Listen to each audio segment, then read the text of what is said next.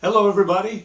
We're happy to do Northeast Fellowship updates. Jim did one recently, and I'll do one to follow up on that today.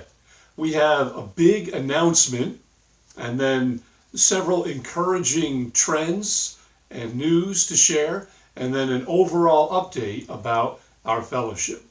First, this is our big announcement that we want to share. We now have a Northeast Fellowship YouTube page. Some of you have been using this already. We've been handing out links to it, but we want to make it available to everyone. It includes a variety of videos.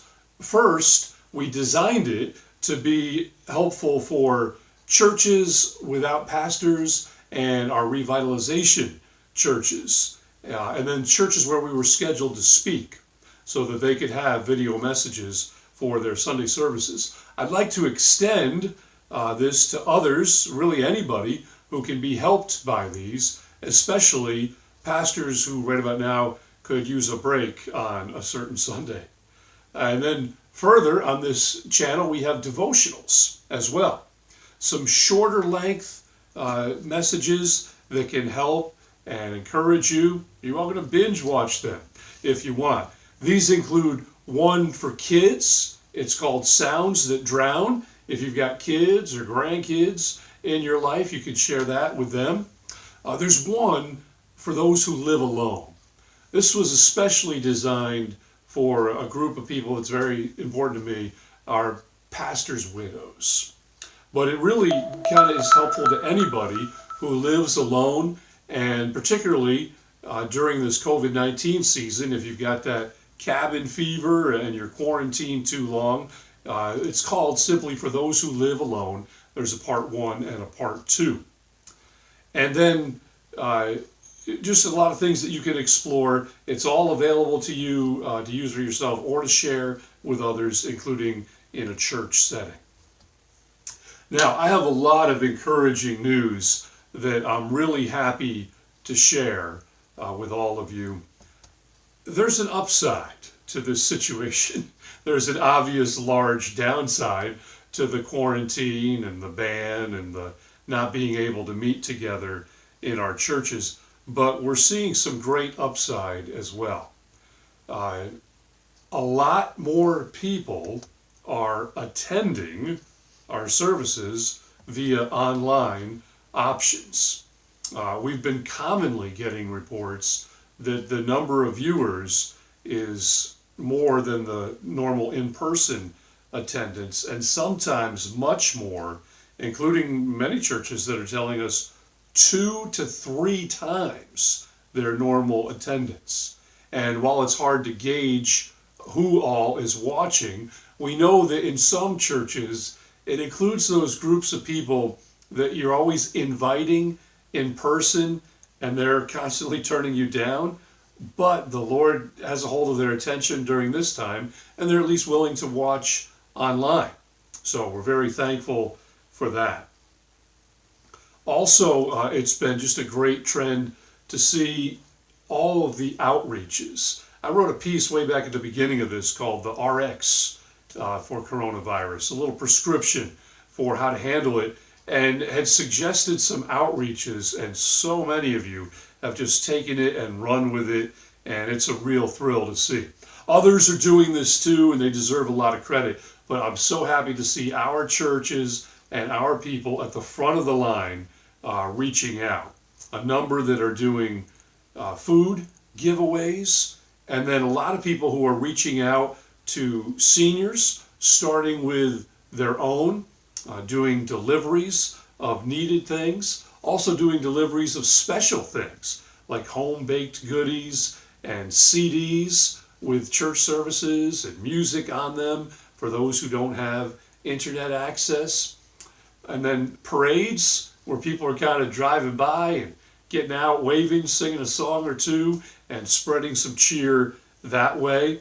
And a whole bunch of other creative things that are going on. And then really reaching out, and some of these drive-by parades and some of these deliveries of meals to some of the bigger heroes during this time, our medical workers and people kind of on the front line of this whole epidemic. Another great trend is to see new habits being developed. You can't help but kind of reorient your life and at least reevaluate your priorities. One of the messages on the YouTube channel that we have for Northeast Fellowship uh, is called Now or Later, and it's about that very topic. And many of you are doing it and developing new habits that I believe will remain. So a lot of good habits there. Probably some bad habits too, but that can be our next project to work on as we get through this quarantine here. But I want to save the biggest for last here and share two ways that have just really impressed me that so many of you are doing. And number one is boldness. The boldness is just knocking me out. Some Sundays I'll go to a church and do a live stream in an otherwise empty building, and then some Sundays I'll pre-record and then be at home on Sunday. And it's been such a blessing. It allows me to be in multiple churches via video on Sunday, but also to watch a lot of churches and to see what you're doing. And that's been a great encouragement. But the boldness that's really impressed me is our churches and even just individuals in our churches putting messages out there on their social media accounts and being bolder than ever before as a result of the urgency of this emergency situation that we're in. And I know you believe it and you feel it in your heart already, but to see you step up in these ways and to see all that is really invigorating for me. I'm very thankful for all of that. And then the second trend that's so meaningful is just seeing people rise to the challenge. This is especially for our pastors. To see how you've adjusted and worked hard with technology that doesn't come easy.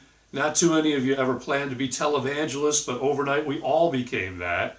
And it's just been great to see the adaptation and the persevering with technology, and also recognizing the opportunities, the unique, special opportunities that this situation affords.